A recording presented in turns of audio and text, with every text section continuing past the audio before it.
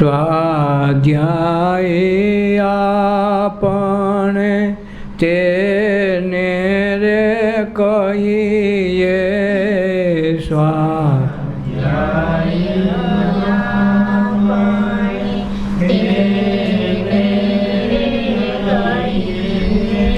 સ્વના અર્થની આપણે અનુભૂતિ કરીએ સ્વના અર્થની આપણે અનુભૂતિ કરીએ આનંદનું ઝરણું વહે છે ઘટ ભીતર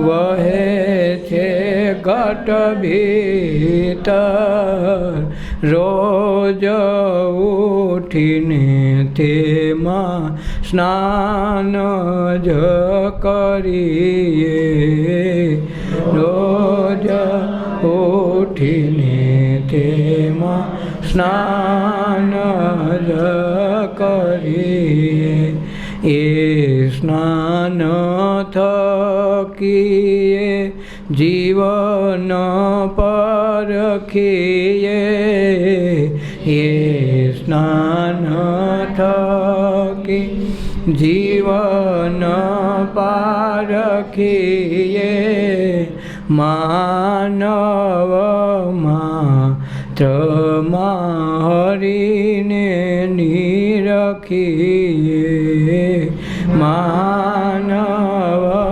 માત્રમાં હરિને નિરખીએ સ્વાધ્યાય આપણે તેને રે કહીએ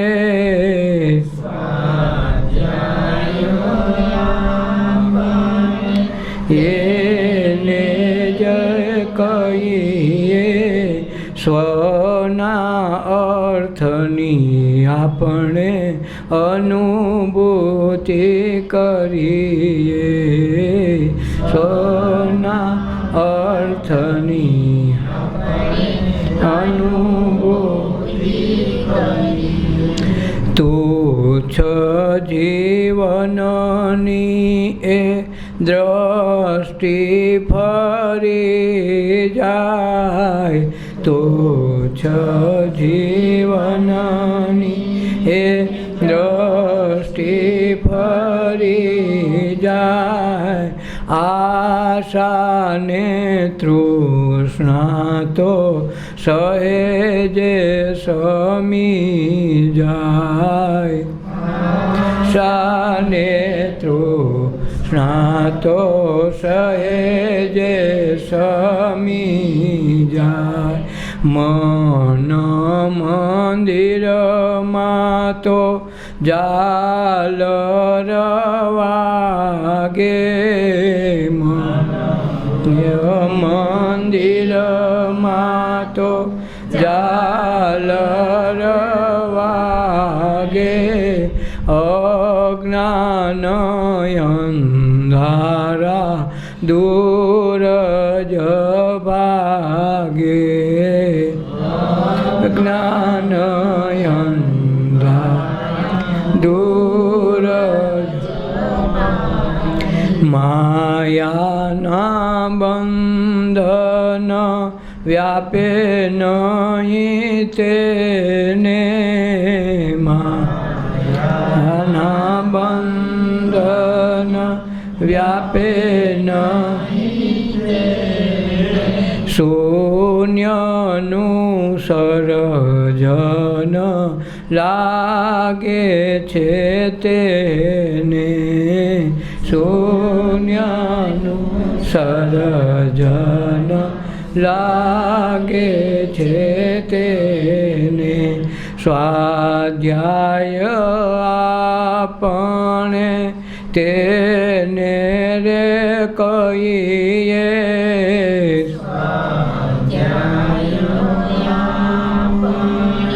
તેને રે કહીએ સ્વ સ્વના અર્થની આપણે અનુભૂતિ કરીએ, સ્વના અર્થની આપણે અનુભૂતિ કરી.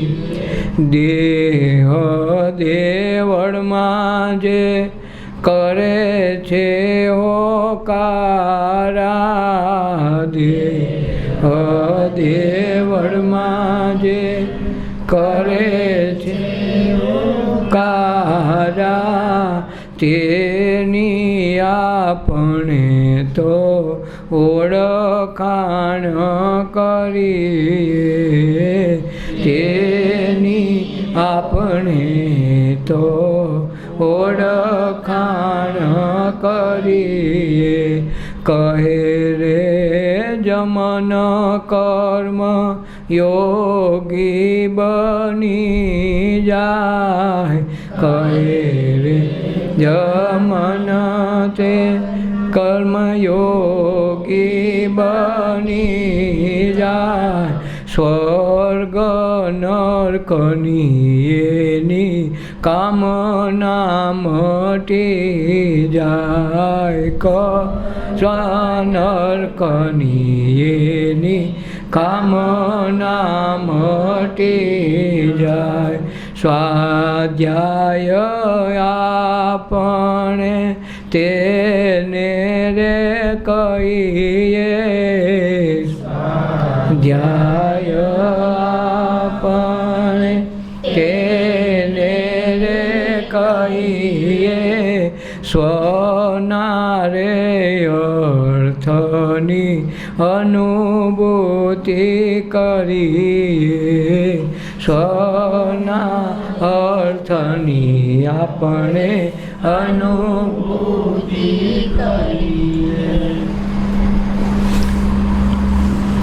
સ્વાધ્યાય અને સત્સંગ બેયના અર્થ એક જ છે. પેલો સંત સાથે સમાગમ થાય અને જે કાંઈ વસ્તુ બને એમાં અધ્યયન તો શરૂઆત સ્વથી જ થાય. સ્વના અધ્યયનને સ્વાધ્યાય કહેવાય. ભણવા જાય કોઈ પણ ટેક્સ્ટ બુક હોય એની પાછળ સ્વાધ્યાય આપેલું હોય, સ્વાધ્યાયમાં પ્રશ્નો કર્યા હોય, એ આવ્યા હોય એ પાઠમાંથી, પાઠ પાછળ સ્વાધ્યાય હોય. તો એ પોતાએ અધ્યયન કરવા જોઈએ કે આ પાઠનો સાર હું કહેવા માગે છે, એવા પ્રશ્નો એમાં હોય. એમ આપણે જે મનુષ્ય જીવન જીવીએ છીએ એના સાર તત્વરૂપ શું છે, આનો સાર એ જાણી લેવું, એનું નામ સ્વાધ્યાય. પણ આપણને એ સ્વાધ્યાયની જીવન જીવીએ છીએ છતાં આપણને આપણી ખબર નથી. નહીંતર શ્વાસ કાંઈ આપણા કોઈ બીજા લેવા ન આવે. એમ આપણે જમીએ છીએ, આપણે જ જમાવાનું હોય. કોઈ પણ વ્યક્તિ ગમે એટલી સાવકાર હોય, ગરીબ હોય કે ગમે તેવી હોય, છતાંય પોતાનો ખોરાક પોતાએ જ ખાવો પડે, નહીંતર પોતાનો ઉદ્ધાર થાય નહીં, પોતાનું તૃપ્તિ ન થાય, પોતાનું જીવન કાર્ય હાલે નહીં. એ જ રીતે સ્વાધ્યાય એટલે પોતાનો અર્થ કરી લેવો. સ્વ એટલે પોતે, પોતે પોતાનો અર્થ કરી લે. અર્થ ક્યારે કરી શકી કે આપણામાં અને પશુ પક્ષી પ્રાણીઓમાં, બીજી સજીવ સૃષ્ટિમાં મનુષ્ય સૃષ્ટિમાં ફરક શું છે, એ મનુષ્ય પાસે ચિત્ત બુદ્ધિ અહંકાર અને મન જે આપણને સ્વતંત્ર ઈશ્વરે આપ્યું છે એના માધ્યમથી આપણે જાણી શકીએ છીએ કે મનુષ્ય હું અને પશુ પક્ષીમાં કેટલો ફરક છે. આ જાણવાની બુદ્ધિ આપણને આપી છે. જો એનો અભ્યાસ કરવામાં આવે તો ખ્યાલ આવે કે મનુષ્યમાં જે મન બુદ્ધિ ચિત્ત અહંકાર રૂપી કુદરતે મોટી દેણગી આપી છે, મોટી બક્ષિસ આપી છે, એના સદુપયોગ વડે એને સીડી કરીને આપણે ઈશ્વર સુધી પહોંચી શકાય છે. એની માટે પોતે સ્વાધ્યાયન કરવું પડે. પોતે પોતાની પાસે બેસતા શીખી જાય તો અધ્યયનની શરૂઆત થઈ જાય. પણ આપણે મોટે ભાગે બીજા પાસે બેસી છીએ. એકલા હોય તો કે હાલની જરાક ટીવી જોઈએ તો ટીવી હારે બેઠા, ટીવીના જે ચિત્રો આવે, જે સિરિયલ આવે કે જે કાંઈ આવે એના વિચારો સાથે આપણે દોડવા માંડ્યા.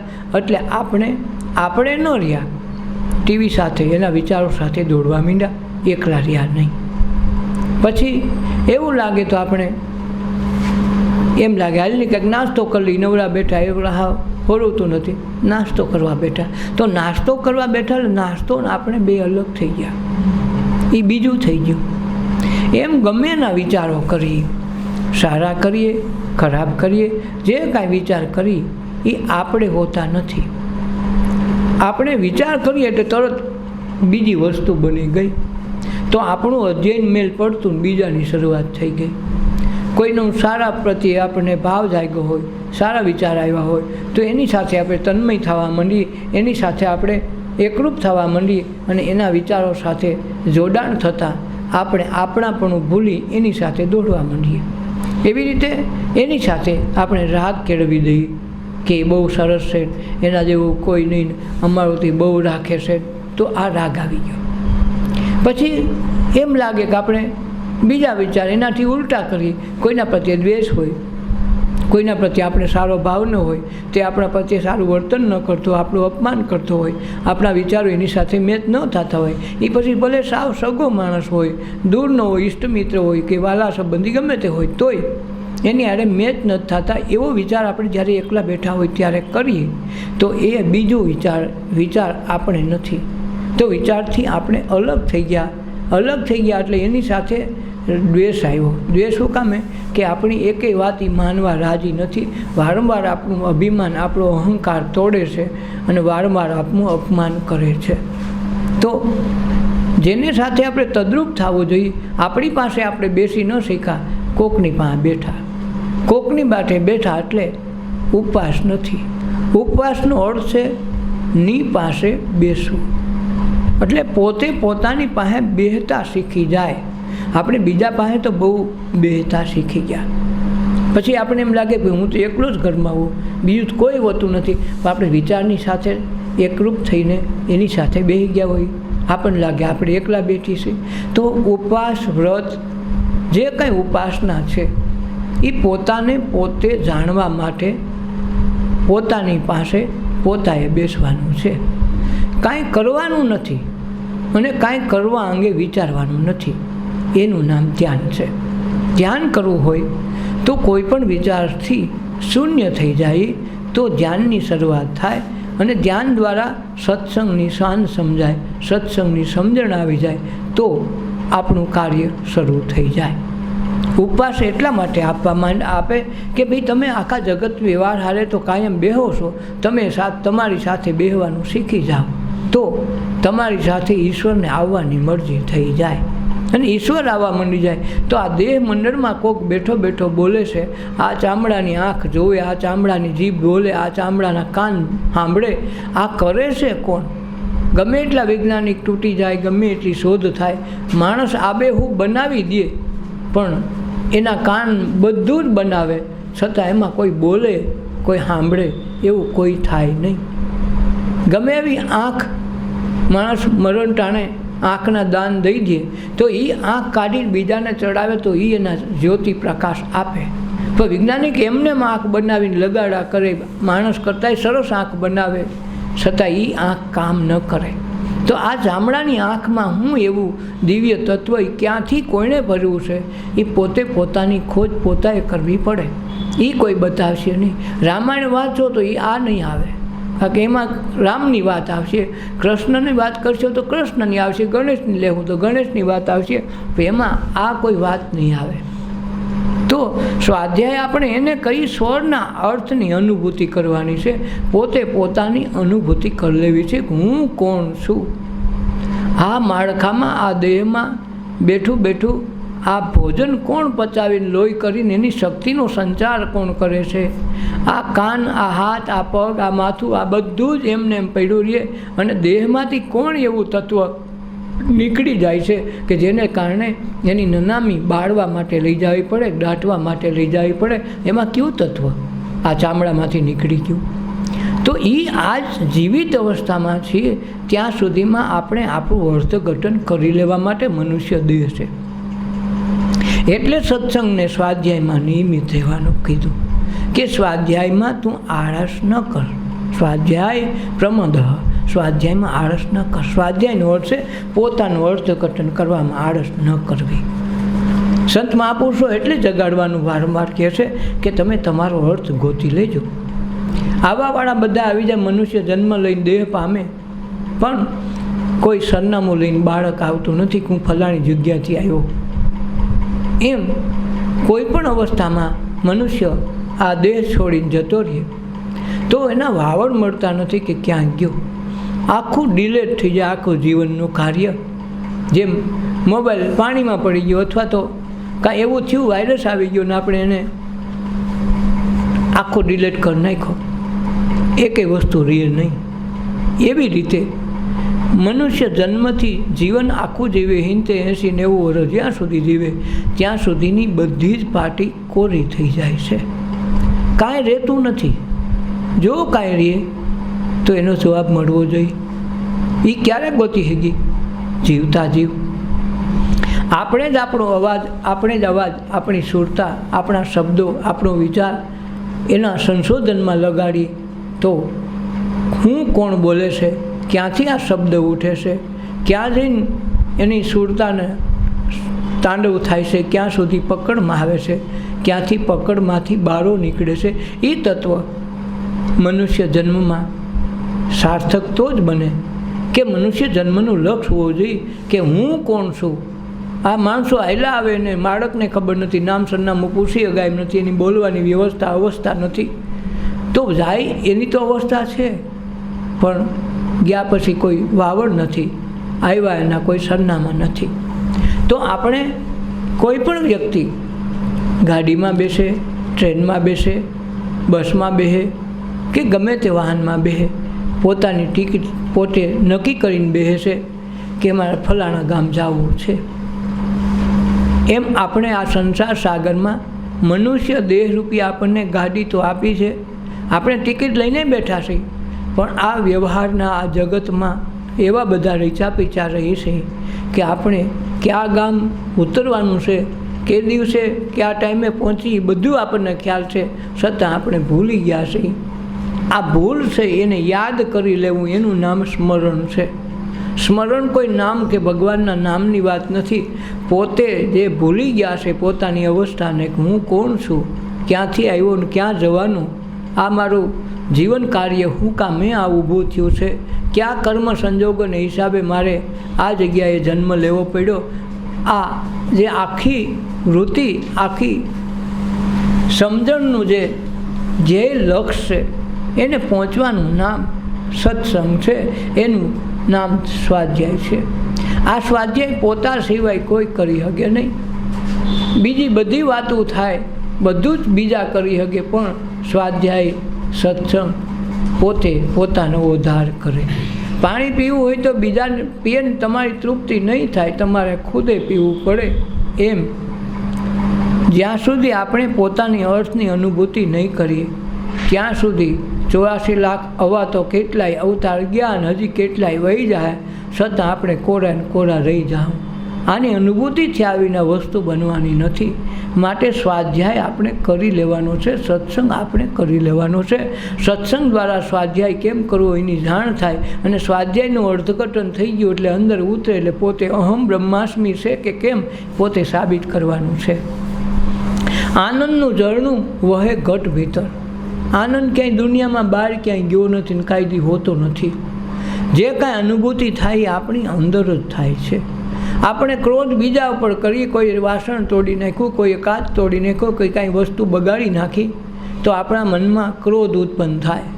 તો ક્રોધ આપણા મનમાં આવ્યું, ચીજને તૂટી એને કાંઈ વાંધો નથી, જેના દ્વારા તૂટી એને ખબર નથી, ઓચિંતા થઈ ગયું છે, છતાંય ક્રોધ જો આપણામાં આવી જાય તો એની વિટમણા, એની દુઃખ, એની અવસ્થા આપણા મનમાં પહેલી અસર કરશે ક્રોધની.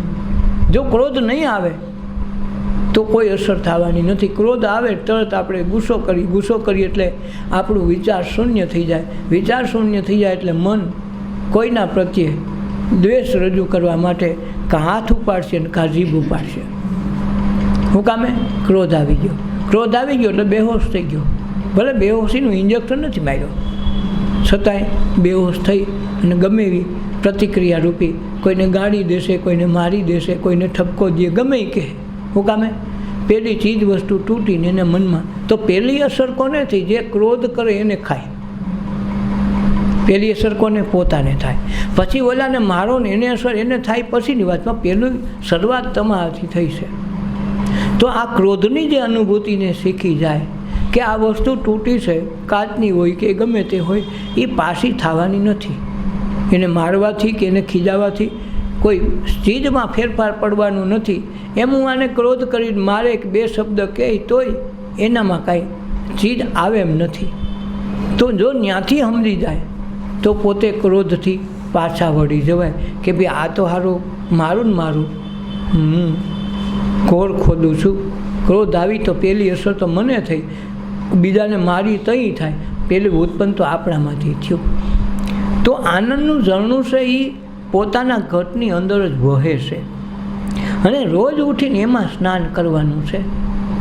પણ મૂળ આપણો વાંધો એ છે આનંદના ઝરણાને આપણે ઓળખતા નથી. રોજ આપણા ઘરમાં આપણા ઘટમાંથી જ નીકળે છે, વહે છે કાયમ. એ ક્યારેય બંધ હોતું નથી. મનુષ્ય જન્મ એટલે જ આનંદની અનુભૂતિનો મહાસાગર, જેમાં આપણે રોજ સ્નાન કરવાનું છે. આનંદ વગર માણસનો જન્મ નથી, આનંદ વગર મૃત્યુ પણ નથી, આનંદ વગર જીવન પણ નથી. જો આનંદ ન આવતો હોય ને જરાય ઓલી ન હોય, આશા ન રહેતી હોય તો માણસ આપઘાત કરી નાખે. પણ ક્યાંક છૂપો આનંદ ક્યાંક રહી ગઈ છે તો જ આપણે એમને એમ જીવી છીએ. ગમે એવા દુઃખ, ગમે એવી વિટમણા હોય તોય આપણે મરવા જેટલે સુધી જતા નથી. કાંઈક આપણને ખ્યાલ છે કાંઈક આનંદની અનુભૂતિ કરાવે એવું અંદર કાંઈક તત્વ પડેલું છે. તો એ આનંદની અનુભૂતિમાં રોજ નાહવા માંડે, રોજ સારા વિચારો કરવા માંડે કે ભગવાન મને આવડું મોટું આપ્યું છે મનુષ્ય દેહ, આવડું મોટું કુદરતે મને સાનિધ્ય આપ્યું છે. આ ચામડાના બધા જ મલોખા અંતર મનમાં જે પડ્યા છે, કોષો શરીરની અંદર, એ કોષો થકી મારું જીવન કાર્ય હાલ્યા જ કરે છે. અબજો કોષો રોજ આવે ને ઉત્પન્ન થાય ને મરી જાય અને બીજા ઉત્પન્ન થાય. તો આ કરે છે કોણ? એની અનુભૂતિ થઈ જાય તો શરીરથી જ આ ઘટમાં મંદિરના દર્શન થાય કે આ ઘટ નથી, ઘટાકાશ છે. જે મંદિર હું બહાર ગોતતો તો એ મંદિર જ ઈશ્વરે આ જીવતું જાગતું બનાવ્યું છે અને એમાં ઈશ્વર કાયમ માટે બોલે છે. એમાં કોઈક આંખ દ્વારા જોવે છે, કોઈ કાનના ગોખલા દ્વારા સાંભળે છે, કોઈ મુખના ગોખલા દ્વારા બોલી શકે છે, હાથ પગ હલાવી શકે છે. આ જે બધી ક્રિયા છે અંદર બેઠું કોઈ એવું તત્વ છે જે આપણી નજરમાં નથી આવતું છતાંય કાર્ય કરે છે. જો એ કાર્ય કરતું અટકી જાય તો આપણી સ્મશાન યાત્રા તરત નીકળે, ફૂલેકો ચડાવ્યા વિના મોડું ન કરે. તો આ જે દ્રષ્ટિ પકડવાની છે એ સ્વાધ્યાયનો અર્થ સત્સંગ એટલા માટે થાય. સંત મહાપુરુષોની શાંતિ શબ્દમાં સુરતા પરોવતા શીખી જવાય તો ધ્યાન લાગી જાય ને ધ્યાનમાં આપણને આનું અનુભૂતિ થઈ જાય કે મારો જન્મ આ વારે આ તિથિએ થયો હતો અને હવે મારું મૃત્યુ આ વારને આ તિથિએ આ સમયે થાહે. એવી આપણને ખુદને ખબર પડી જાય કે મારી ટિકિટ ફલાણે અમરેલીની લીધી છે એમ ખબર પડી જાય. વારંવાર હોઈ જાવ તો રાતમાં ટિકિટ કંડક્ટર ચેક કરવા આવે, લાવો ભાઈ ટિકિટ ક્યાંની છે? તો ભાઈ અમરેલીની આવજો, તરત કહેવું. પણ વાતોમાં એવા મશગુલ થઈ જાઉં, ટિકિટ ક્યાં મૂકી એ ખબર નહીં પડે અને બોલો ટિકિટ ઓચિંતા કે અમરેલી આવી ગયું, ઉતરો તમારું ગામ આવી ગયું, ત્યાં ઢેઠા ઉતર એટલે મારે અમરેલી જવાનું હતું. ત્યાં તો આપણું જીવન કાર્ય પૂરું થઈ જાય. પણ જીવતા જીવ ખબર પડી જવી જોઈએ કે મારા આ કારણે જન્મ થયો ને હવે મારે આમ કરું તો મારા જન્મ મરણની મુક્તિ અહીં મળી જાય, તો આગલો જન્મ હવે મારે રહેવો નથી. આ તત્વને પારખી લે ત્યાં પરમ તત્વની અનુભૂતિ થાય. તો આ આનંદના ઝરણામાં વહે છે ઘટ ભીતર, રોજ ઉઠીને તેમાં સ્નાન કરવાનું છે. એ સ્નાન થકી આપણા જીવનને પારખી લેવું, માનવ માત્રમાં હરીને નિરખી લેવા. આ સ્નાન જો આવડી જાય, આ સ્નાન કરતાની આ નાતા આવડી જાય તો જીવન ઓળખાઈ જાય. જે રોજ આનંદમાં નાય છે એને રોજ આનંદનો અનુભૂતિ થાય, જે કલેશમાં નાય એને કલેશની અનુભૂતિ થાય. જેવા વિચાર કરી એને એના એ પ્રકારના અનુભવો થવા માંડે. માનો કે રાજનેતાઓ છે, રાજકારણના આટાપાટા હોય તો એનો ચૂંટણીનો ટાઈમ આવે એટલે 5 દી 10 દી 15 દી એક ધારા રાતને દી ભાષણ કર્યા જ કરે. લોકોને ગમે એવા ઉલ્લું બનાવે તો એનું હાંભળાઈ કરે ને તાલ્યું પાડે, એને ફૂલારી ચડાવે ને ખબર છે કે આ કાંઈ કાકો કામનો નથી. છતાંય ત્યારે એની પાસે શબ્દ ક્યાંથી ફૂટે છે એટલા બધા માણસોને આકર્ષવાના? કારણ કે એનું ચિંતન રાજકારણમાં છે તો રાજકીય શબ્દ પકડી લે. જે માણસ તત્વચિંતન કરતું હોય એને તત્વના ચિંતનના શબ્દો આવે એની મેળે. ચોરની વૃત્તિવાળા નકરા ચોરીના વિચાર આવે કે ભાઈ આપણે કઈ પ્રકારે કેવી રીતે ચોરી કરી શકાય. એમ જેને જેવા પોતાના અંદરખાને જે વિચારો છે એના દ્વારા એ એવું બનતો જાય, એને એના વિચાર મળતા જાય. કોઈ પ્રોફેસર કોલેજના હોય તો એને નીત નવા એ ભણાવવા કેમ, વિદ્યાર્થીને કેમ શું કરવું એના વિચારો દ્વારા એ શબ્દો એને પીરશે. એમ દરેક માણસની અંદર આ એવી એક ચિપ્સ ગોઠવી છે, જેને મેમરી કાર્ડ એવું ગોઠવું છે કે એમાં બધું એની મેળે ફૂટા કરે. આમાં કોઈ કીબોર્ડ નથી કોમ્પ્યુટરની ગોળે. તમને કી આવડે, કોમ્પ્યુટર ફેરવતા આવડે તો થાય ને, ગોલું વચ્ચે ઊભું રહી જાય કે આના પછી આ મૂકું તો આપણને ખ્યાલ ન હું મૂકું. અને આમાં તો એની મેળે બધું આવ્યા જ કરે. તો જો મનુષ્ય જીવન પરખાઈ જાય કે આપણે ખરેખર શું કરવું જોઈએ, કેવા વિચારો કરવા જોઈએ, શું કરવાથી આપણું શ્રેષ્ઠતમ જીવન ધ્યેય બની જાય, લક્ષ્ય બની જાય અને આપણે આ જન્મમાંથી આનંદની અનુભૂતિ કરીને અમર તત્વને ઓળખાણ આ દેહમાં કરીને અમરપણાની જે સુગંધ આવે છે, આ દેહમાં અમર તત્વની ખાણ પણ છે, હીરા મોતીની. કબીર સાહેબ કે હીરા મોતીની ખાણ આમાં છે. તો એની અનુભૂતિ આ આનંદના ઝરણા દ્વારા આપણે કરી શકીએ. તો એ સ્નાન થકી જીવનને પારખી લેવું પડે કે જીવન શું છે. અને જીવન જેને ખબર પડી જાય એને મૃત્યુની કોઈ શોક રહેતો નથી, એને હરકે નથી, એનો શોકે નથી, એની બીકે રહેતી નથી. કારણ જીવન પડખી ગયું તો પછી વાંધો નથી. નહીતર પેલી ફિલ્મ ગીતની પંક્તિ આવે કે જબ સે સમજા મેને जीवन क्या है, जीवन बीत गया मेरा, जीवन बीत चुका. જ્યારે ખબર પડી જાય કારો જીવન તો આ છે, ત્યાં તો ધી એન્ડનો પડદો લાગી ગયો એટલે હાલ આપણું બસ ઓફ થઈ ગયું. આ જીવતા જીવ જાણી લેવાની જરૂર હતી, મરા ટાણે જાણો તો કાંઈ અર્થ નથી. ખબર પડી કે જીવન તો આ હતું, જીવનનો સાર આ હતો. મારે તો બધાને પ્રેમથી ભેટી પડવાનું હતું, પ્રેમથી વ્યવહાર કરવાનો હતો, એવો સમજાઈ જાય એવો ત્યાં તો આપણું મૃત્યુનો ટાઈમ થઈ ગયો હોય. ઓલો એ દસ્તખત દઈ દીધા હોય કાળે મૃત્યુએ કે ભાઈ હવે ઉઠો, ઉપડો, હાલો, છોડો તમારો દેહ. પણ હવે અમને જીવનનો મર્મ સમજાઈ ગયો, પણ હવે કાંઈ કામનો નથી. કારણ કે સાધના, સત્સંગ, સ્વાધ્યાય, ધ્યાન દ્વારા આ વસ્તુનો મર્મ જાણી લેવો પડે. જીવતા જીવ જીવન શું છે, અને જીવન શું છે તો મૃત્યુનો ભય નીકળી જાય, અને મૃત્યુનો ભય નીકળી જાય તો અમર તત્વની સુગંધ આપણા આ ઘટમાંથી ઓળખાણ થઈ જતા આમાંથી લાયસન્સ પોતે જ કાઢે અને બતાવે કાળને, એમને બતાવે કે જો અમે આ લાયસન્સ મેળવ્યું. ક્યાંથી મેળવ્યું? કે આ મનુષ્ય જન્મમાંથી સત્સંગ દ્વારા, સ્વાધ્યાય દ્વારા, ધ્યાન દ્વારા અમે આ પરમ તત્વની ઉપલબ્ધિની આ ડિગ્રી અમને આપી છે. કાળે તમારાથી છેટો હોઈ જાય એને લાયસન્સ બતાવવું પડે. પરવાનો આપી દે પછી કાંઈ કરવું ન પડે, કાળે છેટો રહે. એ સ્નાન થકી જીવન પારખીએ, માનવ માત્રમાં હરિ પારખીએ. તો પછી માણસ માત્રમાં હરિ છે. જેમ આપણને કોઈ અપમાન કરે, આપણને કોઈ પીડા આપે, દુઃખ આપે તો આપણને ગમતું નથી, એમ આપણને ખબર પડી જાય કે બીજાનામાં એ તત્વ રહેલું છે કે એને તમને જે નથી ગમતું એને નથી ગમતું. આપણું અપમાન થાય, આપણને ન ગમે તો બીજાનું અપમાન આપણને કરવાનો અધિકાર નથી, તો એને ગમશે નહીં. કારણ કે બધાનું ગમવું એક સરખું છે. આપણને લાગે તો લોહી નીકળે, બીજાને લાગે તો પણ લોહી નીકળે, એક સરખી બધી વ્યવસ્થા છે. અને આ વસ્તુ સમજાઈ જાય પોતાની જીવન દ્રષ્ટિથી તો સામે નામે હરી દેખાય.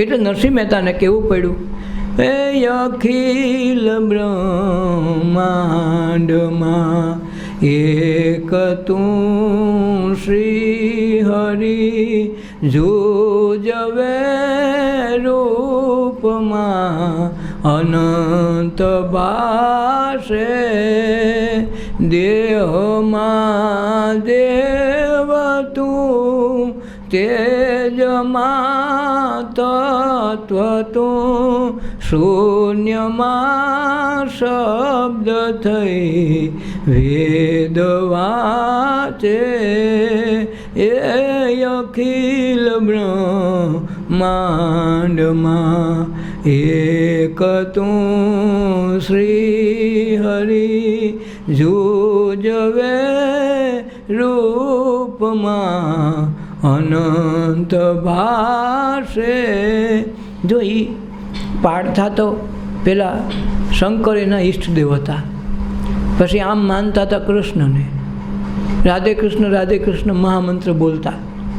પણ જ્યારે ગુરુ દામોદરદાસ જેવા મહાપુરુષ મળી ગયા અને જ્યારે અનુભૂતિ અંદર થઈ ગઈ, પછી એને બધા જ ભગવાન દેવી દેવતાઓને એકમાં સૂતતા જાણી દીધું ભાઈ અખિલ બ્રહ્માંડમાં એક જ છે, બીજો નથી. એને ધર્મ પણ મટી ગયું. આ મારો તારો ધર્મ, મારો તારો સંપ્રદાય બધું જ મટી ગયું. આખી દુનિયામાં ધર્મ એક છે એમ ખબર પડી ગઈ, ઈશ્વર પણ એક જ છે. આ અનુભૂતિના જીવનમાં થઈ ગઈ. નહીં તો શંકર એના ઈષ્ટદેવ હતા, ભાઈ અમે તો બ્રાહ્મણ છીએ, અમે શંકરની પૂજા કર્યા વિના ખાઈએ નહીં, શંકર અમારા ઈષ્ટદેવ છે. તો એ શંકર માને, કૃષ્ણને માને, માતાજીને માને, કેટલાય વાલાને માનતા. તો એના માટે ભગવાન અલગ અલગ હતો. વળી પોતે વૈષ્ણવ હોય તો બીજાનો, બીજી જાતનો, બીજી ધર્મ, બીજો સંપ્રદાયનો, બીજા વાળાનો માણસ હોય તો એને અળગો રાખે કે ભાઈ તમે અમારામાં ન હાલો. કારણ અમારો તમારો પંથ અલગ છે, અમારો સંપ્રદાય અલગ, અમારો ભગવાન અલગ, અમારો પંથ મોટો છે. આ વાદ વિવાદ ઊભા રહીએ. પણ જ્યારે એને અનુભૂતિ થઈ ગઈ પોતાની જીવનની, પછી એણે બધું જ આ અટપટો ખેલ એને ખબર પડી ગયો. પછી કીધું અખિલ બ્રહ્માંડમાં, એટલે આખા બ્રહ્માંડમાં એક જ ઈશ્વર છે, ઈશ્વર સિવાય જગતમાં બીજું કોઈ છે નહીં.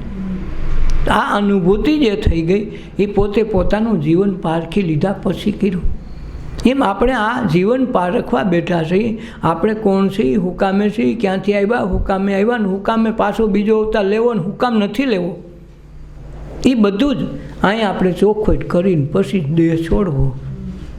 આપણી ટિકિટની આપણને ખબર પડી જાય કે ફલાણી જગ્યાએ ઉતરવું છે, મારે ત્યાં નથી ઉતરવું. આ તત્વ જાણી લીધા પછી અખિલ બ્રહ્માંડમાં એક તો શ્રીહરિ ખબર પડી જાય કે આમાં ઈશ્વર બીજો હોય નહીં, નામે નોખા ન હોય.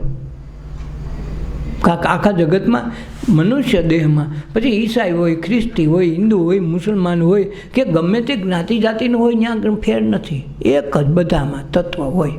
તો આ તત્વને તારવી લીધું તઈ કે અખિલ બ્રહ્માંડમાં એક તો શ્રીહરિ, બસ આખા બ્રહ્માંડમાં એક છો, બીજો છે જ નહીં. પછી ને રામ કે કોઈ શંકર કે હા ગમે નામ દે પણ હોય એક જ. અને જ્યાં સુધી પોતે ભ્રમણામાં છે કે શંકર જુદો, રામ જુદા, કૃષ્ણ જુદા, ત્યાં સમજો કે હજી આપણે ભગવાનને ઓળખાણ થઈ નથી. ભગવાનને હજી માની છે, એમનું માની છે, બધામાં તત્વ એક જ છે. એ તત્વની જ્યારે દૃષ્ટિ પડી જાય ત્યારે જીવન ઓળખાઈ જાય, અને જીવન ઓળખાઈ જાય તો આત્મ સ્વરૂપે અનંતતાની જાણ આવી જાય. તો સ્નાન થકી જીવન પારખીએ, માનવ માત્રમાં હરીને નિરખીએ. દરેક મનુષ્યમાં એ જ છે, એના દ્વારા બધા કાર્ય ચાલુ છે, એ આપણને ખ્યાલ પડી જાય. કંઈ કે આનંદના સ્નાનમાં આપણે રોજ નિત્ય એમાં નાહી લીધું હોય, રોજ નાહતા હોય તો આપણે ચોખ્ખા હોય, ચોખ્ખા હોય એટલે કાયમ માટે સમાચાર ડિલેટ થઈ જાય, આપણે નવું જો લખવાનું થાય. તુચ્છ જીવનની દ્રષ્ટિ ફરી જાય, આશા તૃષ્ણા તો સેજે સમી જાય. તુચ્છ જીવનની દ્રષ્ટિ, દુઃખ ભોગવો તો એને એમ છે કે માંગ્યું, આના કરતાં આ નો જન્માવત સારો હતો, હવે અમારો દુઃખ કેદી જાય, હાલની ગમે એમ કહીને ભોગવી લો ને મારા કરજ ઉતાર દો, ખારું કોકનું હશે ઋણ તો મારે ચૂકવા હાટું આવ્યા છે ને. હાલી દીકરો થઈને આવ્યો હોય કે બાપ થઈને આવ્યો હોય કે પછી કોઈ સગા સંબંધી ઇષ્ટ મિત્ર ગમે થઈને આવ્યા અને આપણે જેના ઋણ લઈ ગયા હોય એ ઋણ ચૂકવવા માટે આપણે પ્રયાસ કરીને આપણો જન્મ જલ્દી જાય, જલ્દી પૂરો થાય, જલ્દી દુઃખ વિટમણામાંથી નીકળીએ એવી આપણી કાયમ માટે અભિલાષા હોય કે જલ્દી નીકળી જાય, બધાના હું ભોગ પૂરા કરી દઉં એટલે હું આમાંથી છૂટકું. પણ છૂટી તો ખરા, પણ પાછું બંધાય નહીં એનું ધ્યાન રાખવું પડે. છોડવામાં આપણે બાંધી લેતા હોઈએ છીએ. એટલે આ તુચ્છ દ્રષ્ટિ છે. કઈ દ્રષ્ટિ છે? કે અમે આ દુઃખ છે, તકલીફ છે, અમારા પૂર્વના પાપ છે ને અમારા એના પુણ્ય છે એટલે આ સાવકાર છે ને અમે ગરીબ છીએ. આ જે આપણી દ્રષ્ટિ છે એ આપણી સમજબારી છે. ત્યાં એના હિસાબમાં, ઈશ્વરના હિસાબમાં, કિતાબમાં ત્યાં ગરીબ કે સાવકાર ત્યાં નથી. કાજુ બદામનો ચીરો ખાવ તોય એમાંથી લોહી બનાવી દે અને કદી તમે બાજરીનો રોટલો ને છાશ ખાઈ લ્યો તો એ જ શક્તિ પૂરે એ જ લોહી બનાવવાનો છે. એમાં એને ભેદભાવ રાખ્યો નથી. તો આમાં પણ ભેદભાવ હોય નહીં. પણ આપણી દ્રષ્ટિ છે એ તુચ્છ છે એટલે નીચી છે.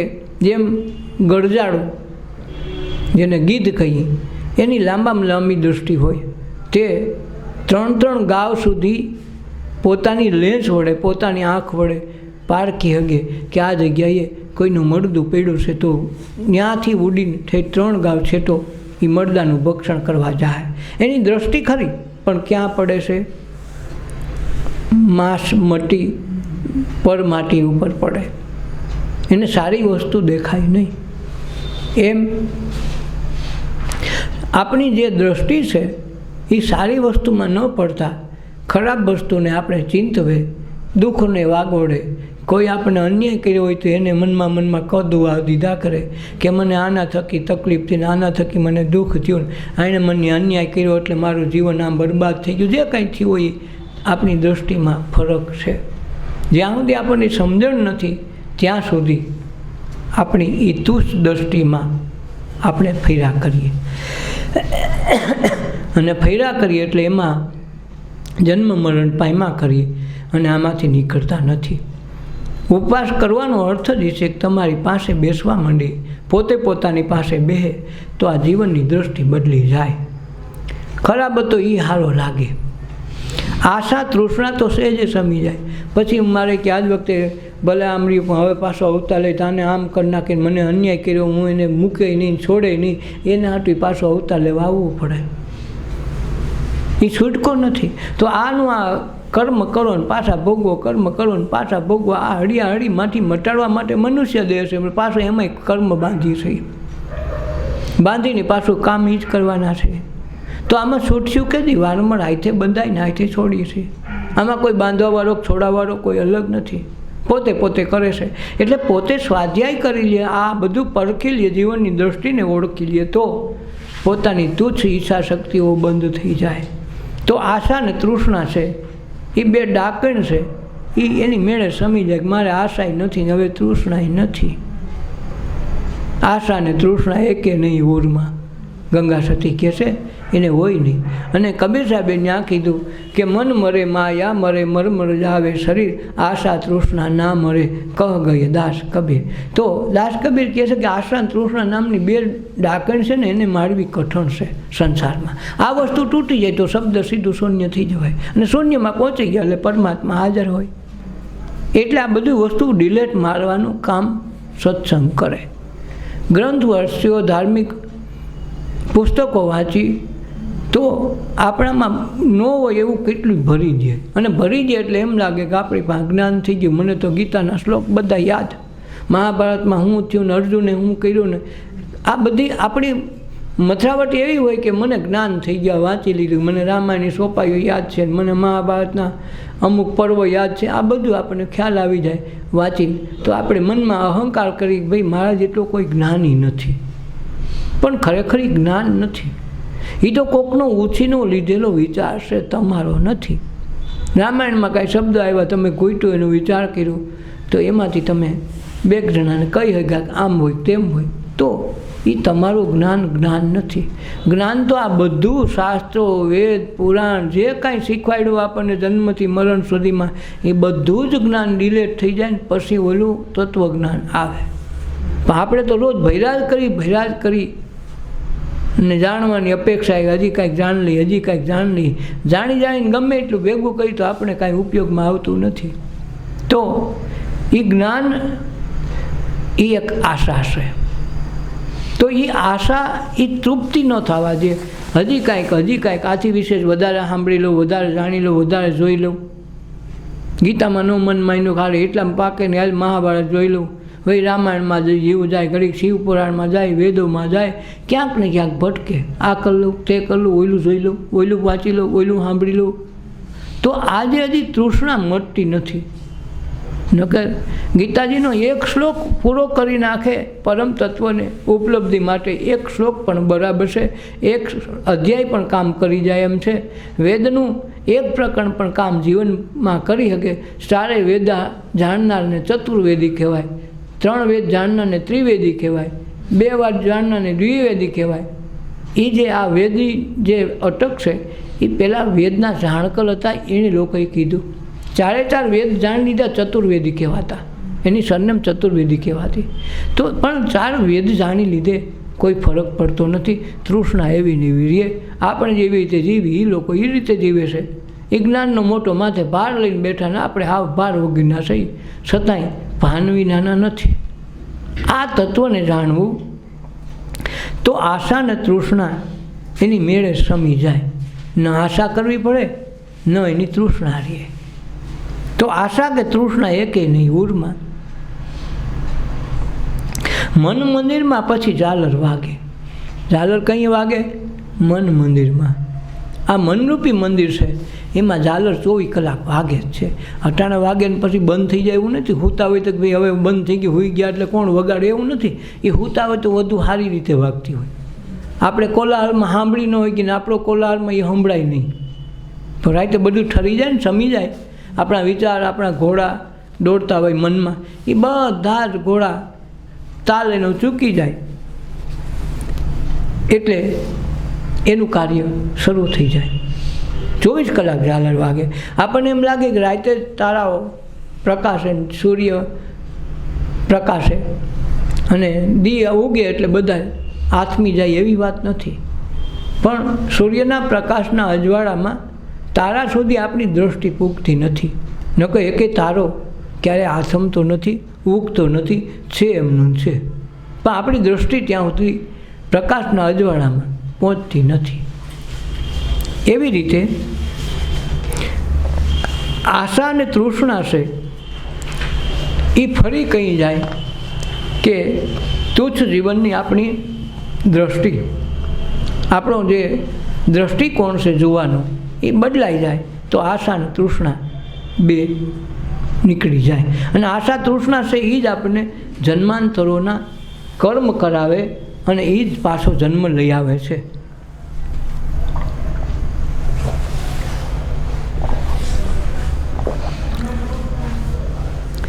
પેલું દાસી જીવણે જે ગીત ગાયું હતું કે જગને વળગ્યું છે ભ્રાંતિ કેરું ભૂતળું, તેણે ભૂલાવી પ્રભુ તારી બાન, ભાગે રે મનનું ભૂતળું. આશા તૃષ્ણા છે બે મોટી ડાકણી,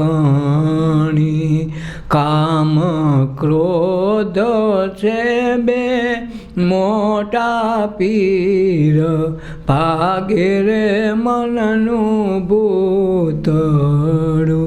આજે ભૂતળું વળગ્યું છે આશા ને તૃષ્ણા, બે જ વસ્તુ. 1000 રૂપિયાવાળું કામ તો એને એમ થાય કે મારા 2000 કેમ થાય. 2000 વાળો એ 20 લાખનું 20,000નું કહેતો હોય, અને જે 20 લાખ કામ તો એ કે 2 કરોડ કેમ થાય. 2 કરોડ વાળો 5 કરોડની આશા રાખીને બેઠો હોય, ક્યારે આશા તૃપ્તિ નહીં થાય. એક વખત એમ છે કે કાર મળી જાય ને તો સારું હોય, હે ભગવાન મને 4 વ્હીલ મળી જાય. 4 વ્હીલ મળી જાય તો એમ થાય કે અરે પણ આમાં તો હજી આ તો હાવ સામાન્ય આવી હવે, આના કરતાં મને કંઈક મર્સિડીઝ જેવું મળી જાય ને તો સારું. એમ રોજ નવી નવી આશાઓ જન્મે, અને એ આશા છે આગળના કર્મ બાંધે, અને કર્મ બાંધે એ ધર્મથી છેટા રાખે, અને ધર્મથી છેટા રહી એટલે બધેથી છેટા રહી. જેમ કોરોનામાં બધા છેટા છેટા ફરવું પડે ને, ફરજિયાત થાય ભાઈ. હગા દીકરાને એક ભાઈને એક માને એક બાપાને ગમીને લાગ્યો હોય તો એક પાટલે બેસીને જમતા હોય તો છેટું છેટું ભાગવું પડે કે ભાઈ છેટા રહેજો. કાંક ન્યા કર્મ અને ધર્મ દરેકના સ્વતંત્ર છે. એટલે જન્મે ભલે બે દીકરા બે દીકરીઓ કે બેન ભાઈનો હારે જન્મ થયો હોય બેલડાનો, છતાંય બેના કર્મ ધર્મ બધા જ એના વિચારો બધું જુદું હોય છે એકારે જન્મ છતાંય. કારણ કે જન્મ એકારે આમ થયો છે પણ આમ એકારે થતો નથી. એકારે બેનું મૃત્યુ ન થાય, એકારે બેનો જન્મ ન થાય. દરેક માણસના કર્મ ધર્મ વિચાર મન વાણી બધું અલગ ઈશ્વરે આપ્યું છે કે તારો તું ચૂલો પેટાવી લઈએ, તું અગ્નિ તારા ચૂલે રાંધીને ખાઈ આવજે. તો આપણે ખાતા નથી, સીધું સામગ્રી તેણે આપ્યું છે. રસોઈ આપણે કરવાની છે. જેમ ભૂદેવતા પહેલાં આવતા ગોળ બાપાને જમાડીએ કે બાપા શું કરશે, બાપા એમ કે ભાઈ મને સીધો સામગ્રી જો તો હું તમારી ઘરે ખાવ રાંધી, હું મારી હાથે મારું રાંધું. એમ આપણે આપણું રાંધવું હાથે રાંધવાનું કીધું છે. કોકનું ખાવાની ના પાડી છે કે ભાઈ અમે બહારનું ખાતા નથી, તો ઘરે બનાવો તો થાય ને. બહારનું ખાતા નથી ને બહાર બનાવતા નથી તો કરવાનું શું? એટલે પોતે પોતાનું બનાવી લેવું. એમ તુચ્છ જીવનની દૃષ્ટિ ફરી જાય, આશા ને તૃષ્ણા બે મટી જાય. મન મંદિરમાં ઝાલર વાગે, કંઈ આ આશા ને તૃષ્ણા નીકળી જાય તો માણસ શૂન્યમાં સરી જાય. શૂન્યમાં સરી જાય તો નરસિંહ મહેતાની જેમ એમ કે ભાઈ હવે મારે બીક નથી. એવી અખંડ રોજી હરિના હાથમાં જોને વાલો જુએ છે વિચારી, દેવારે વાળો રે નથી, દુબળો રે ભગવાન નથી રે ભિખારી. એ જીવાલય અખંડ રોજી હરિના હાથમાં. જો હરિના હાથમાં છે. નરસિંહ મહેતાએ પછી ચિંતા નથી કરી. એ કે એને નક્કી કર્યું તેથી રોટલી પણ ટાઈમે જ મળે એમ છે, તો હું કામ ઉપાધિ કરું. મને ભગવાન ભજવા માટે મોકલો, ભગવાન ભજી લો જમાતને જગતને જે કહેવું હોય કહે. તો એણે બધું જ મૂકીને માણસ નિંદા કરે ગમે એવું કે અવળો છે ને તે અવર છે ને તેવો છે ને ખરાબ શબ્દ બોલે એના માટે તો એણે ગણકાર્યા નથી. હું કામે ખબર પડી ગઈ કે મારી જીવનની દૃષ્ટિ અલગ છે. હવે હું સમાજની હારે રહું, સમાજ ભેગો છું છતાંય સમાજથી અલગ છું. જેમ ગાર્ડનના ઘેરામાં એકાદું ઊંટ રાખ્યું હોય કે એકાદું ગધેડું રાખ્યું તરત પડખાઈ જાય કે ભાઈ હું એના ઘેરામાં છું પણ હું એ નથી. બસ એટલો ફરક પડી જાય. એટલે મન મંદિરમાં ઝાલર વાગે એની ખબર પડી જાય કે ભાઈ હા ઝાલર હમણાં મળે. નથી કીધું ઝાલર ટાણું થઈ ગયું છે ભાઈ. ઝાલર ટાણુંનો અર્થ આ છે અજ્ઞાન અંધારા દૂર ભાગે. આ ઝાલર વગાડવાનું કારણ શું છે? મંદિરોમાં જઈને ઝાલર એટલા માટે વાગે કે એ ઝાલર વાગે તો આપણા અંધકાર રૂપે અજ્ઞાન જે મનમાં પડ્યું છે એ મનમાં રહેલું અજ્ઞાન દૂર થઈ જાય તો અંધારું વહી જાય. અંધારું એટલે અજ્ઞાનતા, આપણી માન્યતાના ભગવાન માન્યતાના જ્ઞાન બધું છૂટી જાય. ત્યાં ઝાલર વાગી કહેવાય. એટલે એ ઝાલરનું પ્રતીક સ્વરૂપે આપણને ઝાલરું પકડાવીએ પણ આપણે ઝાલરને પકડી રાખી પછી આપણું વસ્તુ ભૂલી ગયા. આપણને લાગે ઠાકોરને જગાડવા હાટું કરીએ. એ તો હારા ઠાકર જાગેલો જ પીડ્યો. જો એકાદ દી હોઈ જાય ને તો આપણી તો કાંઈક આ પૃથ્વી જ બંધ થઈ જાય તો શું કરી લેવાનું? સવારે બધાની શમશાન યાત્રામાં કોઈ ન આવે, કાંઈક હવની શમશાન યાત્રા નીકળે એકાય. જેમ ધરતીકંપ થઈ ગયો ને આખી દુનિયાનો પ્રલય થઈ ગયો તો શું કરી લ્યો? ઓલું હોવે તો પોહાય એમ નથી. હા તો આપણે માની લઈએ કે અમે સવારે જગાડી થઈ જાગે, એવો ઠાકોર નવરો નથી કે તમે જગાડો ને જાગે તો તમને કોણ જગાડશે? જટાને જગાડવાનું કેવું ને જગાડે? જગાડીને કયો કોરોનામાં લગાડે? ન થાય. એટલે તમારા સિવાય કોઈ કાંઈ કરી નહીં શકે. એટલે મન મંદિરમાં ઝાલર વાગે અને અજ્ઞાન અંધારા દૂર ભાગે. આ ઝાલર એક વખત વાગી ગઈ ને પછી એને કાંઈ વગાડી ન પડે. જણ જણ જણ ઝાલર વાગે, જે આ દાસીજી મળે ગાયું ને એ ઝાલરની વાત કરીશ. આપણે ટકોરી ઘુમાવીને ઓલા ડંકા વગાડીને ઓલા એ વાત નથી. આ ઝાલરની કીધું કે જણ જણ ઝાલર વાગે. એ ઝાલર વાગી જાય તો અજ્ઞાન અંધારા દૂર ભાગે. તો આપણે કાંઈ કરવાનું નથી, ખાલી આપણે અંધારાને ગમે એટલું ધોકાવશું ને તો કાંઈ થાય નહીં, ધક્કા મારી તોય કાંઈ થાય એમ નથી. તો કરવું શું પડે? જે કાંઈ કરવું આપણે પ્રકાશ હારે કરવું પડે. દીવો નાનકડો પેટાવી જાય તો અંધારો એની મેળે વહી જાય, અંધારો રહે નહીં. પણ આપણે કાંઈ કરવું હોય ને તો અંધારા હારે કાંઈ કરી શકાય એમ નથી, એમ અજ્ઞાન હારે આપણે કાંઈ કરી શકીએ એમ નથી. જ્ઞાનનો દીવો પ્રગટાવી તો એની મેળે અંધારું વહી જાય. તો આપણે કાંઈ કરવું ન પડે, અંધારાને ધકાવવું ન પડે. ને કોઈ અંધારામાં જિંદગી આખી ધોકાવ્યા કરી કાલ વહી જાય કોઈનું જાય નહીં. કારણ અજ્ઞાન જ્ઞાનના દીવા વિના થાય નહીં. એટલે ભગવાન બુદ્ધે કીધું કે તું તારો દીવો બન. ત્યાં કોકના દીવાના અંજવાળ આપણે તાપ તો પડે, અંજવાળું તો થાય, પણ કોકનો દીવો તો કોકની ઠારી નાખે, એની મરજી પડે તો આ કે મરજી પડે તો વયો જાય. પછી આપણે તો અંધારે રહેવું ને ભાઈ. એમ એને પોતે પોતાનો દીવો પ્રગટાવવાની વાત કે આત્મો દીવો ભવ, તમે તમારો દીવો પ્રગટાવી લ્યો. કઈ વખતે મન મંદિરમાં ઝાલર વાગે, અજ્ઞાનરૂપી અંધારું દૂર થઈ જાય તો દીવો એની મેળે પ્રગટી જાય, ખબર પડી જાય કે અંધારે કાંઈ છે નહીં.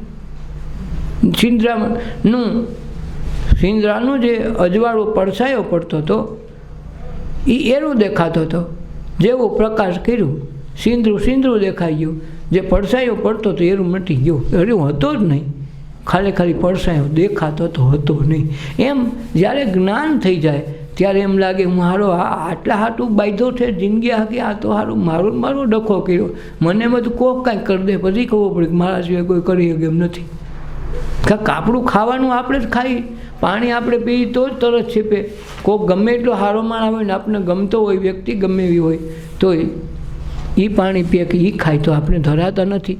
એમ આપણું ઉદ્ધાર આપણા સિવાય કોઈ કરે નહીં. આપણો દીવો આપણે જ પ્રગટાવી તો જ અંધારું ન નડે. આખા ગામમાં અજવાળું હોય ને કદીક તમારા ઘરમાં અંધારું હોય તો તમને કાંઈ ગણ નહીં કરે, ભાઈ આખા ગામમાં લાઇટ ને એક મારા ઘરમાં નથી.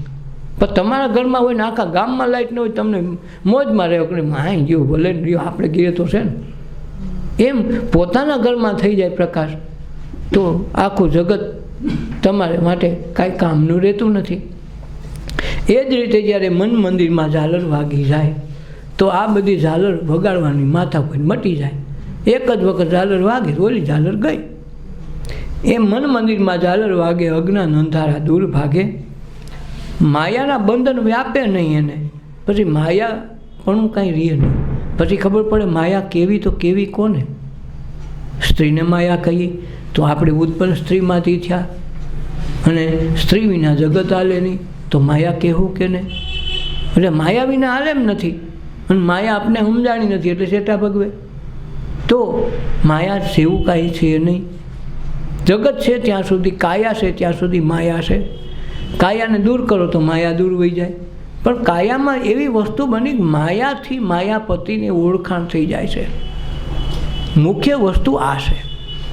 માયા છે તો માયાને કોઈક ઉત્પન્ન કરનાર પણ હશે ને, એની પાછળ કોઈક હેતુવાળો પડેલો તો હશે ને. તો એ જે માયાપતિને ઓળખી જાય તો એ ઈશ્વર મળી જાય. તો માયાની ઓળખાણ, માયા ગાયબ થઈ જાય.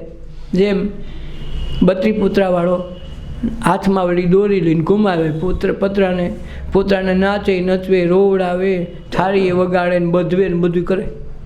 પણ એ ઓલાની હાથની કરામત હોય, પુત્રામાં કાંઈ હોતું નથી. એમ ઈશ્વરની દોરી જગત આખામાં દરેક વ્યક્તિની દોરી એના હાથમાં છે. તો એ હાથમાં દોરીમાં જેમ રમકડાને નચાવે એમ નાચે, એમાં પોતાનું કાંઈ હોતું નથી. એ જ રીતે માયા એની દોરી સંચારથી એક માધ્યમ લીધું જેના દ્વારા આખું જગત હરતું ફરતું રહે એટલા માટે રાખ્યું છે.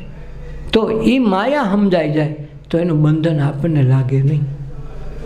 તેને શૂન્ય સર્જન લાગે છે, તેને બધું શૂન્યનું સર્જન છે કે આ શૂન્યમાંથી જ પ્રગટ્યું છે ને શૂન્યમાં જવાનું છે, આપણે કંઈ કરવાનું થતું નથી.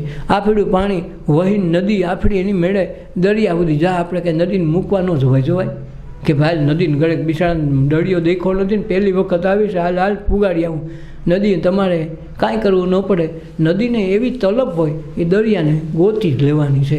એમ કોઈ પણ મનુષ્યને મનમાં તલબ જાગે કે મારે માયાથી દૂર થઈ જવું છે, મારું અજ્ઞાન કેમ દૂર થાય, મારો જન્મ કેમ સુધરી જાય, એવી તાલાવેલી લાગે એટલે એને કોઈ સદગુરુ મળી જાય. સદગુરુ મળી જાય તો ઈશ્વર સુધી પહોંચાડી દે. પછી એને તલબ છે એ ઉપર આધાર રાખે. તલબ જેવી તેવી તલબ હોય તો જેવું તો કામ મળે, પૂરેપૂરી તલબ હોય તો પૂરું મળે. આ તો માલ ખાટે પણ કંઈ માથું આપે તો માથું આપે માલ લઈ જાય, આવી વાત છે.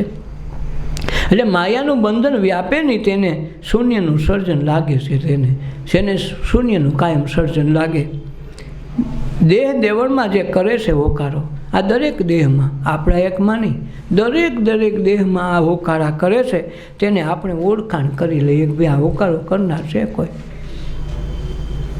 દેખંલા કોઈ આગટમાં જણ ઝાલર વાગે, પરખંદા કોઈ આગટમાં જણ ઝાલર વાગે. તો આ ઝાલર વાગે કે નહીં, આ કોક પારખી લે, કોક ઓળખી લે, એને માટે આ ઝાલર વાગી ગઈ. પછી એને વગાડવી ન પડે. જઈને મંદિરમાં આમ ટક કરવા ન જાય.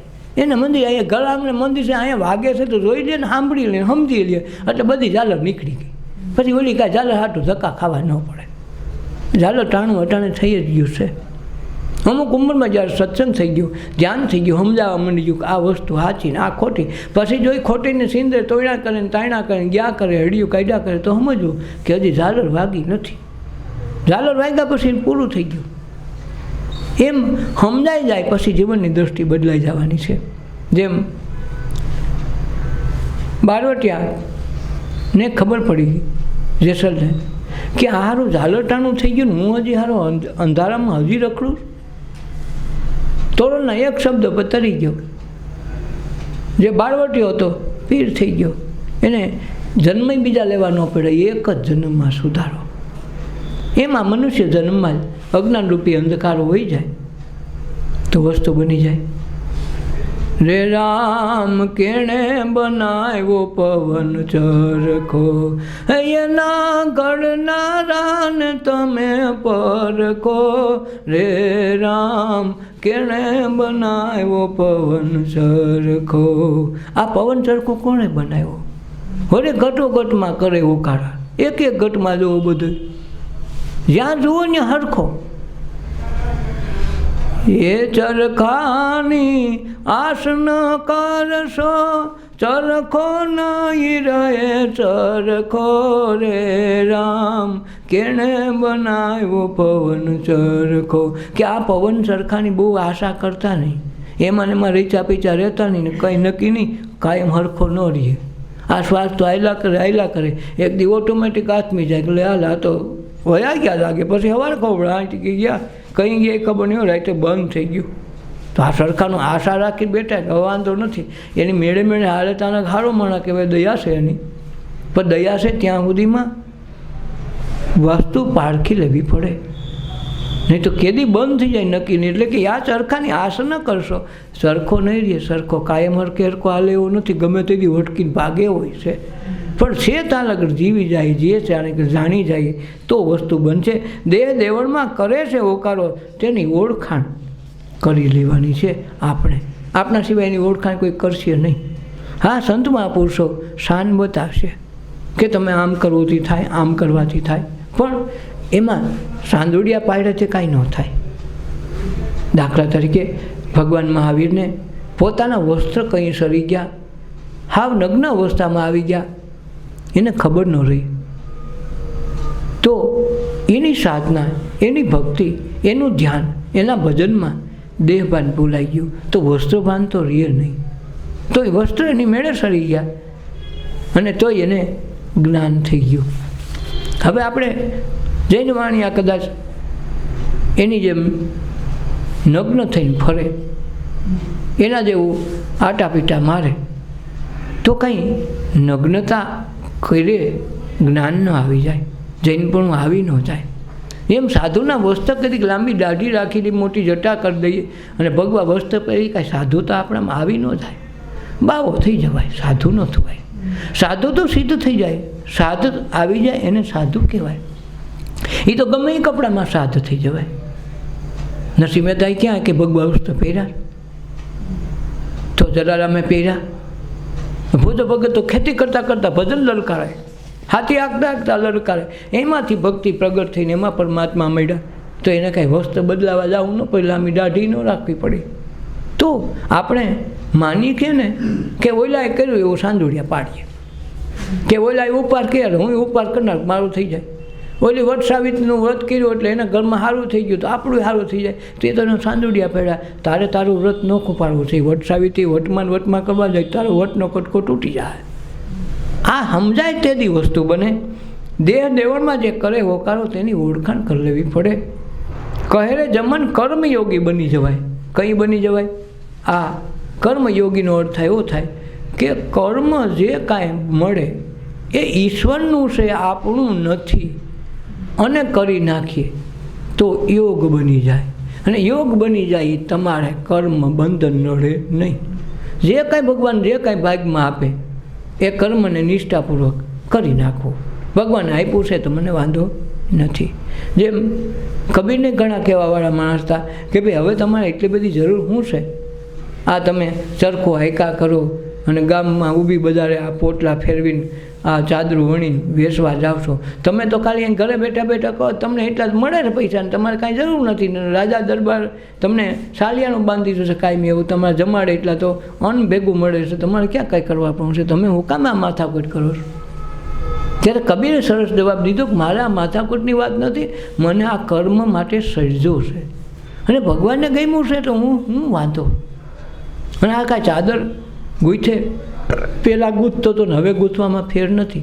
હવે તો મને રામાનંદ જેવા સમર્થ ગુરુ મળ્યા છે અને કુદરતે મને આ બેન્ચ આપી છે, આ પાઠ આપ્યો છે, મને આ વસ્તુ આપી છે કે તમારે આ ચાદર બનાવવાની છે, આ ધંધો કરવાનો છે. તો હું કામ ધંધો ફેરવું? ભગવાનને મંજૂર છે ને હું કરું છું ને. ભગવાનને ગમે તો આપણે હું કામ ન ગમે? તો હું બેઠો બેઠો કરું તો મારું તો યોગ તૂટી જાય, સાધના તૂટી જાય. હું તો ચરખો હાંકું તો મારો રામ ચરખો હાંકતો, હું તો સાનમનું જોતો. અને જે કાંઈ ચાદર બને એ રામ નામની ચાદર બને છે, મારી ચાદર એ હોતી નથી. અને જ્યાં હું વેચવા જાઉં તો રામ વેચતો હોય, હું તો વેચવાય નથી જતો. અને ખરીદનાર ગ્રાહક આવે ને રામ થઈને ખરીદે છે અને રામ થઈને ઓઢે. આમાં મારું કાંઈ છે નહીં. તો અમારી સાધના જે યોગ બન્યો છે, કુદરતે મને આ સાધના રૂપી ધ્યાન રૂપી જે કાંઈ મને અમૃત તત્વનો આ યોગ બનાવ્યો છે, તો હું યોગને કેમ વીખી નાખું? મને પૈસા મળે, અન્ન મળે, ધન મળે એટલે મારે આ ભગવાનનું કાર્ય મૂકી દેવાનું? તમારી દૃષ્ટિમાં તમે નિવૃત્ત કરવા માગો, પણ હું મારી પ્રવૃત્તિમાં મારી યોગક્ષેમ ભયાવહ ભગવાન કૃષ્ણએ ગીતામાં કીધું મારું યોગક્ષેમ એ બધું સંભાળે છે. એનો અર્થ એવો નથી કે મારે બેઠા બેઠા કરી લેવું, મારે કર્મ તો કરવું પડે. કૃષ્ણએ ગીતામાં કીધું ભાઈ હે અર્જુન, મારા તારા અનેક જન્મો થઈ ગયા, છતાંય કોઈ માણસ કર્મ વિના રહી નથી શકતું. નકું હું આખી સૃષ્ટિનો જગત કરતા છું, ભરતા છું ને હરતા પણ છું, છતાંય હું પણ એક મિનિટ એક ક્ષણ પણ કર્મ કર્યા વિના રહેતું નથી. પણ હું કર્મને યોગ તરીકે જોઈને યોગિક ક્રિયા કરી લઉં છું, એમાં ભોગ નથી રાખતો. જો યોગને હું ભોગ સમજીને હાંકું તો હું ડૂબી જાઉં. મારો તો યોગ ઈશ્વર સંભાળે છે અને ઈશ્વર તરીકે જીવવું તો મારે પ્રવૃત્તિમાં રહેવું પડે. એટલે કહે રે જમન કર્મયોગી બની જવાય. કંઈ જે કાંઈ મળ્યું છે એમાં સંતોષ, આનંદ, પ્રેમમાં કરતાં કરતાં કાર્યને પોતે નિભાવે. જેમ કોઈ ફિલ્મનો કલાકાર છે, નિષ્ઠાથી એવું પાત્ર ભજવે તો આપણને અંદર ઉદ્ગાર નીકળી, વાહ ભાઈ વાહ. ને ખરેખર એ હોતો નથી, એમાં પાત્ર જ ભજવે છે, પોતે એ હોતો નથી. પણ છતાંય પોતાનો પ્રાણ રેડીને એવું નાટક, એવું ચિત્ર, એવું ફિલ્મ ભજવે કે માણસ અફરીને પોકારી જાય, ફિલ્મ વારંવાર જોવા જાય કે વાહ આના જેવો અભિનય કોઈ કર્યું નથી. એમ આપણને જે કાંઈ પાત્ર મળ્યું એ પાત્ર પૂરેપૂરું ભજવીએ. એવા અભિનય સાથે કુદરત ખુદ જોવા આવે કે વાહ મારો સર્જક છે. જેમ નરસિંહ મહેતા પાસે 52 વખત આવ્યો, હરિચંદ્ર પાસે આવવું પડ્યું રાતોરાત એના દર્શન માટે કે વાહ મેં આવા અમૂલ્ય રતન આ દુનિયામાં મોકલા, એને કેવા કેવા પાત્ર ભજવી મને ઉજળો કરી દીધો. ભગવાન ખુદ એમ કે. તો એ જે દ્રષ્ટિ છે એ કર્મયોગની છે. તો કર્મયોગી બની જાય, સ્વર્ગ અને નરકની કામના મટી જાય. કામના હતી સ્વર્ગ જાવું તો સારું, નરકમાં જાવું તો હું થાય, એ બધી કામના મટી જાય. કામના એટલે ઈચ્છાઓ. ઈચ્છાઓ રે ત્યાં લગર જન્મ મરણ છે. ઈચ્છાઓ તૂટી ગઈ, વાત પૂરી થઈ ગઈ. કોઈ કામના ન રહે. ભગવાન ત્યાં આપ્યું બધું તારું છે, તે વાપરવા દીધું તારો આભાર, અને વાપરવાનું નહોતું તો મારું લઈ લીધું તો તારો આભાર. મારું આમાં કાંઈ છે નહીં. એક વખત એક સૂફી ફકીર એક ગામમાં રહે અને ત્યાં ભજન સત્સંગ અવારનવાર કરે. કોઈ વહેલા 4 વાગે આવીને કોઈ ધ્યાનમાં આવે, કોઈ મોડી રાત સુધી સત્સંગ હાલે, એનું ભજન હાલે. કોઈને કોઈ વ્યક્તિ આવતા જતા રહે. એટલે એક ફાનસ, જમાનો દિવાળનો ફાનસ ઓસરીમાં લટકાવી રાખે. કોઈ અજાણ્યો જાણ્યો આવી જાય તો એને ભટકવું ન પડે. ફકીરનું મકાન છે સમજી, અને કોઈ રાતવાસો રહી જાય તો એને વાંધો નહોતો. પણ તકલીફ એ હતી, એના ઘરમાં બીજા ટાણાનું વસ્તુ કાંઈ હોય નહીં, ન પહેરવાનું ન ઓઢવાનું કાંઈ નહીં. હવે કુદરતને કરવું કે એક વખત એક ચોર ચોરી કરવા નગરમાં નીકળ્યો. હવે નગરમાં નીકળ્યો, એમાં 2 ઘોડેસવાર સિપાહીઓ રાજના ચોકી કરતા હતા રાતની. એના ધ્યાનમાં આવ્યો કે નક્કી આગળનો આ જાય છે, શેરીએ શેરીએ છુપાતો નક્કી ચોર છે. હવે એ ચોર વાહ આ ચોકીદાર પડ્યા, આ ગલીમાંથી ઓલી ગલીમાં જાય. આ 2 ચોકીદાર ઘોડા દોડાવી ત્યાં આવે. આને એમ થયું કે મારો વાળો અડિયું કાઢીને થાકી ગયો, આ 2 સિપાહીઓ ઘરમાં મારી પાછળ પડ્યા છે, નક્કી વહેલા મોડા પકડી લે તો મારો ભાંડો ફૂટી જાય, મારું જીવતર રાખમાં રોડાઈ જાય. હવે કોઈક મને આશરો આપે એવો કોઈ માણસ મળી જાય તો કામ થઈ જાય. કહેવાય છે અઠે કઠે જે ઓલા સાધુ ફકીર રહેશે એ શેરીમાં આ માણસ ગયો. ત્યાં ફાનસનું અજવાળું દેખી અંદર ગયો. અંદર જોઈ તો ઘરમાં 5-7 સભ્યો અને આ સાધુ સત્સંગ કરે શિયાળાની રાત. આને એમ થયું અંજવાળું છે ને હાલની અંદર ખુલ્લું છે, બધા બેઠા તો હું બેસી જાઉં. સત્સંગમાં બેસી ગયો. હવે સત્સંગમાં બેસી ગયો, ઘોડાવાળાને ખબર પડી કે નક્કી આ શેરીમાં ગયો તો અટે કટે એના ઘોડા ત્યાં બાજુ દોડવા તો ત્યાં ફાનસ લટકે. અને એ 2 વ્યક્તિ જે સિપાહીઓ છે એ આ ફકીરને ઓળખે કે આ તો કોઈ સાધુ પુરુષ છે ને અન્ય અવારનવાર સત્સંગને આ બધું હાયલા કરતું હોય, પણ આ ચોર આ બાજુ આવ્યો છે, જોઈ લેવા દે ને પૂછી લેવા દે. અંદર 7-8 જણા જ, વધારે હતા નહીં. ખારી વસ્તુ બતાતી હોય તો બહુ જાજી ગરાગી ન હોય.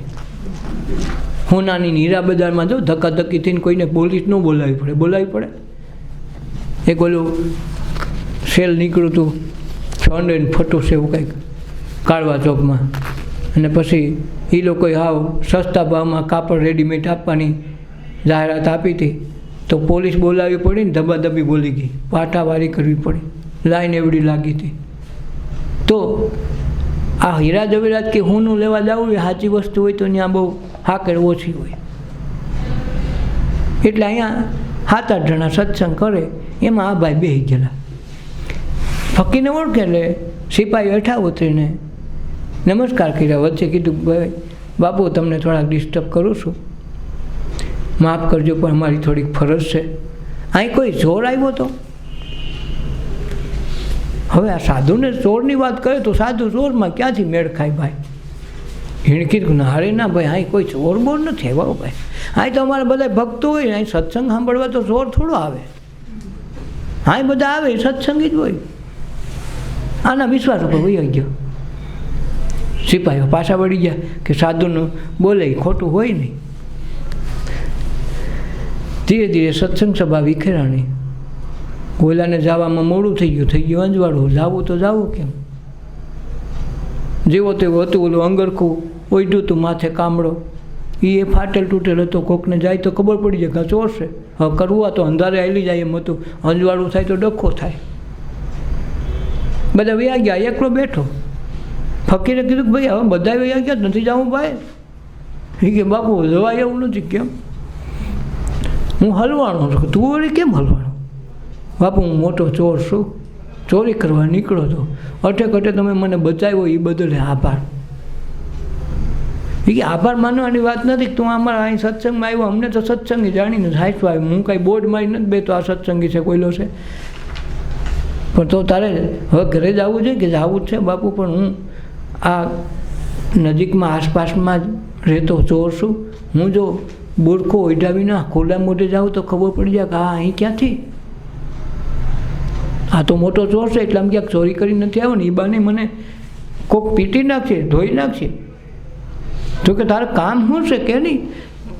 તો કે બાપુ તમારી પાસે કાંઈ ઓઢવાનું અંગરખો બંગરખો હોય તો દો નહીં, તો હું આ બુરખો ભૂલી ગયો છું, મારે ફાટી ગયો છે, હવે હાલું કાંઈ આવે એમ નથી, મોં બંધનું તો દો. ચોરને મોં બંધનું ઘટ્યું. સાધુએ પોતાનું જે ઓઢવાનો એક કામળો હતો ને એ આપ્યો, બે આ લેતો જ મારી પાસે બીજું છે નહીં, લઈ ગયો.